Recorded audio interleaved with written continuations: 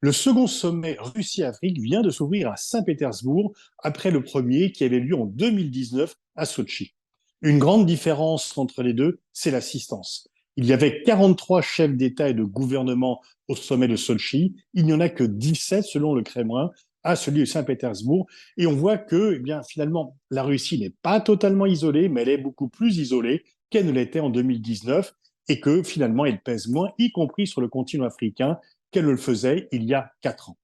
Le but de ce sommet, c'est justement celui-ci, de montrer que la Russie a toujours des partenaires et que si elle est coupée du monde occidental, elle n'est pas coupée du reste du monde. Et ce sommet a été très activement préparé par le ministre des Affaires étrangères, Sergei Lavrov, qui est allé 3 fois au cours des 6 derniers mois en Afrique, justement pour convaincre les différents chefs d'État et de gouvernement de venir, d'assister personnellement à ce sommet, pendant que de l'autre côté, les chefs d'État occidentaux faisaient pression justement pour qu'ils évitent de venir. Et Poutine dit d'ailleurs que c'est du fait des pressions occidentales qu'il y a moins de monde. Ce que l'on peut aussi remarquer, c'est que la presse russe, la presse grand public, qui d'habitude ne parle pas beaucoup de l'Afrique n'intéresse pas beaucoup les citoyens russes, là, a mis beaucoup en avant ce sommet justement pour montrer que la Russie et son chef ne sont pas isolés.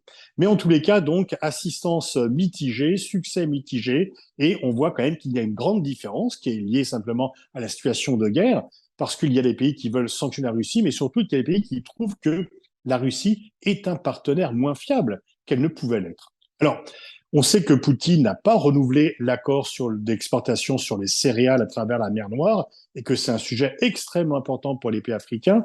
Aucun pays africain n'a commenté en public cela, n'a critiqué en public, mais c'est un sujet. Et Poutine, pour calmer un peu les impatiences et la colère de certains pays africains, a dit qu'il allait exporter, voire faire des dons gratuitement envers 6 pays africains des céréales russes. Et donc, il se pose un peu comme garant du fait que la fermeture de l'accord sur les céréales de la mer Noire qui concernait aussi bien l'Ukraine que la Russie sera compensée par des exportations russes et surtout faire attention que les cours ne montent pas trop.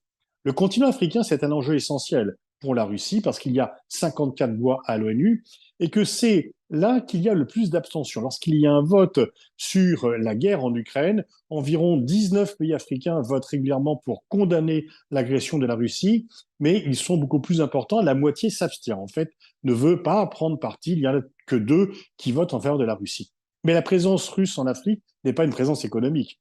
Les investissements russes en Afrique ne concernent qu'1% des investissements extérieurs en Afrique. C'est avant tout une présence historique pour les pays comme l'Afrique du Sud, l'Angola, le Mozambique, qui ont voté, qui ont été aidés par l'URSS du temps de la décolonisation et pour l'Afrique du Sud dans la lutte contre l'apartheid, et surtout une présence sécuritaire pour des pays comme le Mali, la République centrafricaine, qui comptent sur Wagner pour que leur régime reste en place.